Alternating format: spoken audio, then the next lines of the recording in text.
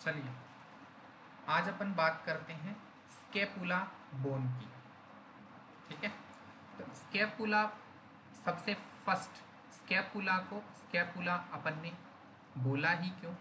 ठीक है, तो यहाँ पर एक बहुत इम्पोर्टेंट बात आती है कि स्केपुला को अपन ने स्केपुला बोला है क्योंकि स्केपुला का जो मीनिंग है वो होता है शोल्डर ब्लेड। इसलिए स्कैपुला को स्कैपुला क्यों बोला जाता है? क्योंकि स्कैपुला का जब अपन मीनिंग देखते हैं तो उसका मतलब है शोल्डर ब्लेड। तो शोल्डर में प्रेजेंट एक ऐसी बोन है जो कि ब्लेड जैसी शेप की होती है, इसलिए इसको अपन कहते हैं स्कैपुला। नेक्स्ट, अंश फलक। आयुर्वेद के अकॉर्डिंग यदि बात करें तो स्कैपुला को अंश प्रदेश में स्थित है इसलिए, और फलक शेप की होती है इसलिए अपन इसको अंश फलक अस्थि भी कहते हैं। नेक्स्ट, अब जो स्कैपुला अपन पढ़ने वाले हैं उसको सबसे पहले अपन एक सिंपल उसका इंट्रो लेंगे और उसके बाद में एक बैकग्राउंड पहले बनाने की कोशिश करेंगे, देन उसको इन डिटेल अपन पढ़ेंगे। सबसे फर्स्ट यहाँ पे लिखा हुआ है सिनोनिम। तो अपन ने बोला कि भाई स्कैपुला जो है उसका अपन ने जो ग्रीक नेम देखा वो अपन ने बोला शोल्डर ब्लेड, तो इसलिए स्कैपुला का सिनोनिम भी क्या है? Shoulder blade. Next, situation. Scapula अपने शरीर में कहाँ प्रेजेंट है?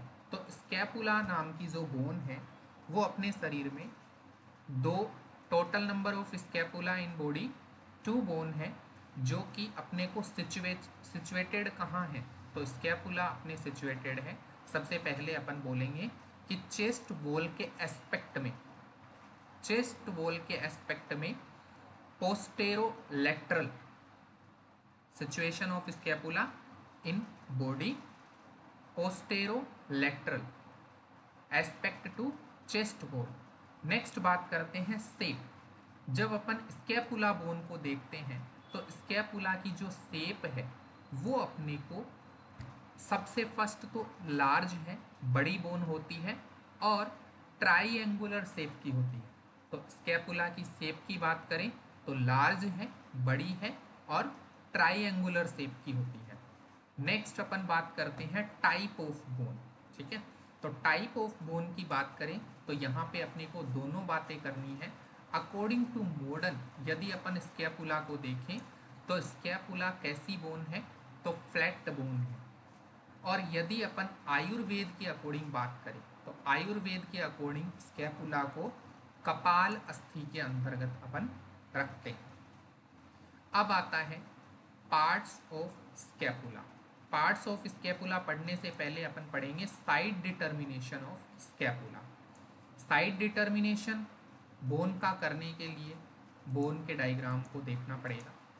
तो साइड डिटर्मिनेशन के लिए अपन यहाँ पे कह रहे हैं ये हमारी स्कैपुला है। ठीक है, ये स्कैपुला बोन है, तो इसके लिए अपन ने इस स्कैपुला में साइड डिटर्मिनेशन करने के लिए हमेशा अपने को 3 बातें यहाँ पे ध्यान रखनी है। सबसे फर्स्ट हमको इस बोन में ये देखना है कि कौन सा इसका सुपीरियर पार्ट है और कौन सा पार्ट है वो इसका इंफीरियर पार्ट है। ठीक है, तो सबसे पहले सुपीरियर और इंफीरियर की बात करते हैं। तो स्कैपुला बोन का जो सुपीरियर पार्ट है वहाँ पर अपने को सुपीरियर एंगल मिलता है। इसके साथ ही सुपीरियर पार्ट में ही अपने को प्रोसेस भी मिलते हैं। ठीक है, तो ये हुआ सुपीरियर पार्ट। इंफीरियर पार्ट की बात करें तो इंफीरियर पार्ट वो होगा जहां पर अपने को इंफीरियर एंगल मिलता है। ठीक है, तो सुपीरियर में प्रोसेस है और साथ में सुपीरियर में सुपीरियर एंगल भी है। इसके साथ ही सुपीरियर पार्ट में एक नोच भी अपने को मिलती है जिसको अपन ने बोला सुप्रास्कैपुलर नोच। तो इसलिए हमने देखा कि किसी भी स्कैपुला बोन में सुपीरियर पार्ट में नोच प्रेजेंट है, कुछ प्रोसेस प्रेजेंट है और सुपीरियर एंगल भी है। और यदि इंफीरियर की बात करें तो इंफीरियर में केवल एक इंफीरियर एंगल अपने को मिलता है। नेक्स्ट, ये हुआ सुपीरियर और इंफीरियर। नेक्स्ट अपन बात करते हैं कि कौन सा इसका लेटरल एंड है और कौन सा इसका मीडियल एंड है। तो लेटरल और मीडियल के लिए सबसे पहले अपने को देखना है कि जो लेटरल एंड होता है वहां पर अपने को ग्लिनोइड कैविटी प्रेजेंट होती है या ग्लिनोइडल एंगल प्रेजेंट होता है। ठीक है, जो लेटरल एंगल है उसी को अपन ग्लिनोइडल एंगल कहते हैं और वहीं पर ग्लिनोइड कैविटी फॉर्म होती है। तो ग्लिनोइड कैविटी हमेशा लेटरल साइड में होगी और उसके जस्ट ऑपोजिट वाला जो पार्ट होगा वो होगा मीडियल। यानी मीडियल और लेटरल के लिए अपने को केवल लेटरल में ग्लिनोइड कैविटी अपन ने देखी, ग्लिनोइडल एंगल है वो हमेशा लेटरल साइड में प्रेजेंट होगा। तो ये हुआ लेटरल और मीडियल साइड। नेक्स्ट बात करते हैं, अगला आता है सुपीरियर इंफीरियर हुआ, मीडियल लेटरल हुआ। अब बात करते हैं डोर्सल और कोस्टल। ठीक है, तो डोर्सल की बात करें, कौन सा इसका डोर्सल सरफेस होगा और कौन सा इसका कोस्टल सरफेस होगा। तो ये जो है, ये जो इमेज है ये डोर्सल एस्पेक्ट की है। जब अपन स्कैपुला बोन को डोर्सल सरफेस को देखते हैं तो डोर्सल सरफेस में यहाँ पर अपने को डोर्सल में स्पाइनस प्रोसेस मिलता है। ये जो प्रोसेस है ये स्पाइनस प्रोसेस है जो आगे जाकर के एक्रोमियन प्रोसेस बनाता है। यानी डोर्सल सरफेस में हमको हमेशा क्या मिलेगा, स्पाइनस प्रोसेस हमको हमेशा डोर्सल सरफेस में मिलेगा। और वेंट्रल सरफेस या कोस्टल सरफेस की बात करें तो वो हमेशा कोनकेव होगा। ये जो है ये यहाँ पे कोनकेव शेप का होता है, साथ में इसमें कुछ रिजेस भी मिलते हैं। यहाँ पे एक राउंड रिज मिलता है और 3 या 4 जो है वो ओब्लिक रिज यहाँ पे मिलते हैं। ठीक है, तो अब हमने लास्ट में साइड डिटर्मिनेशन में देखा कि कौन सा डोर्सल और कौन सा वेंट्रल या कोस्टल सरफेस होगा। तो डोर्सल सरफेस की बात करें तो डोर्सल के लिए अपन ने बोला कि डोर्सल सरफेस स्पाइनस प्रोसेस और एक्ट्रोमियन प्रोसेस हमेशा डोर्सल सरफेस में मिलेंगे और उसके जस्ट ऑपोजिट वाला होगा वो वेंट्रल सरफेस होगा।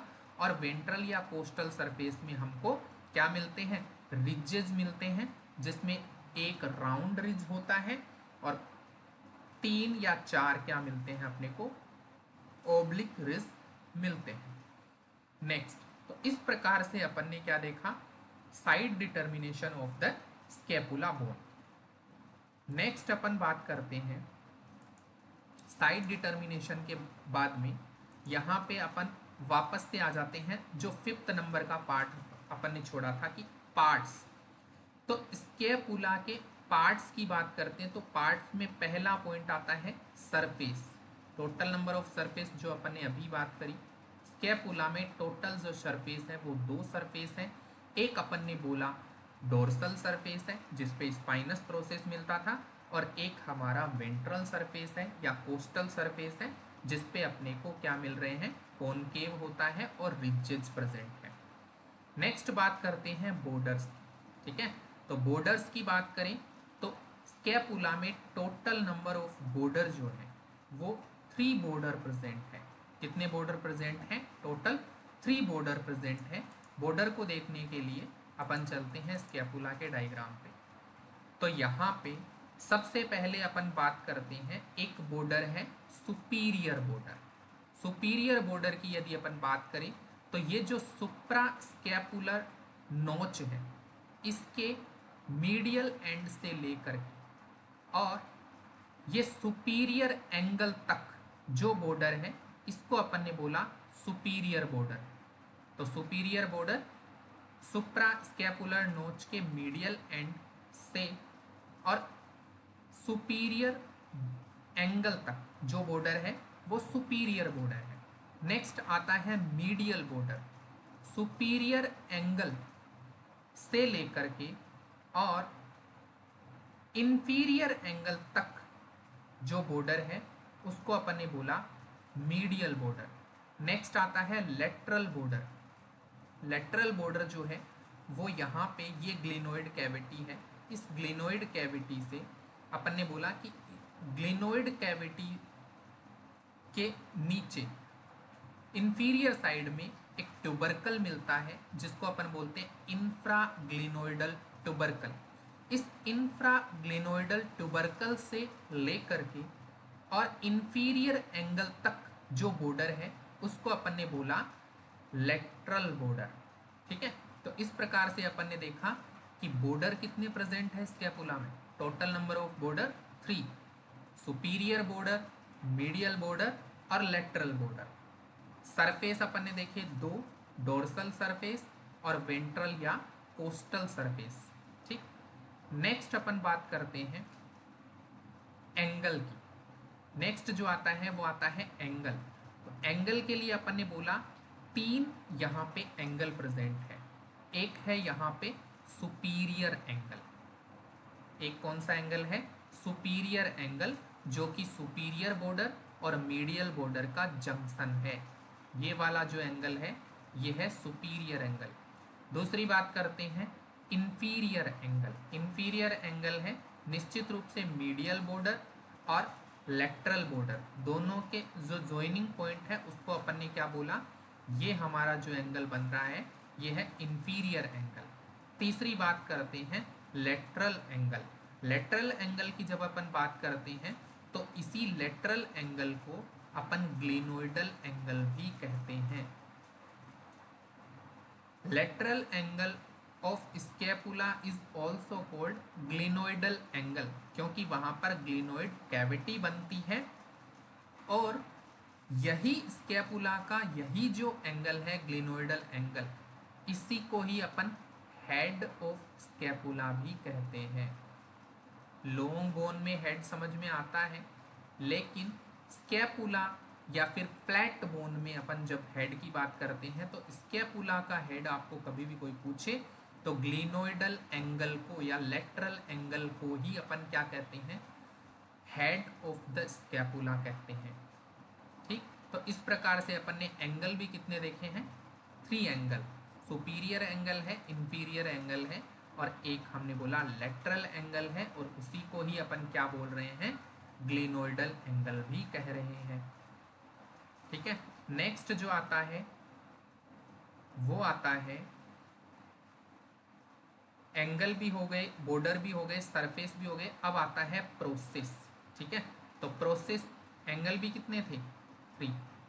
नेक्स्ट आता है प्रोसेस। तो प्रोसेस भी स्कैपुला में कितने हैं? टोटल 3 प्रोसेस है। ठीक, पहले केवल नाम याद करो। एक प्रोसेस है स्पाइनस प्रोसेस, देखते हैं अपन इमेज में। फर्स्ट जो प्रोसेस है जिसको अपन ने जब अपन डोर्सल सरफेस की बात करी थी, तो ये जो प्रोसेस है जो डोर्सल सरफेस पे अपने को मिलता है ये है स्पाइनस प्रोसेस। तो फर्स्ट प्रोसेस को अपन क्या बोल रहे हैं? Spinous process. इसी को अपन स्पाइन ऑफ द स्कैपुला भी कहते हैं। नेक्स्ट, यही स्पाइनस प्रोसेस, इसका जो लेटरल एंड है वहां से कंटिन्यूएशन इसका होकर के और एक जो प्रोसेस आगे ये दिखाई दे रहा है ये वाला होता है एक्रोमियन प्रोसेस। इसको क्या बोलते हैं? Acromion process. सेकंड प्रोसेस का नाम क्या आया? Acromion process. और थर्ड जो प्रोसेस है वो अपने को यहाँ पे देखना है। थर्ड जो प्रोसेस आता है उसको बोलते हैं कोरोनोइड प्रोसेस। ठीक है, कोरोनोइड प्रोसेस। तो इस प्रकार से हमने स्कैपुला में टोटल नंबर ऑफ प्रोसेस कितने देखे? 3। पहला स्पाइनस प्रोसेस, यही कंटिन्यूएशन में आगे बनाता है एक्रोमियन प्रोसेस, और तीसरा अपन ने देखा कोरोनोइड प्रोसेस। इस प्रकार से अपन ने स्कैपुला का मेन जो है वो अपन ने पार्ट्स देखे।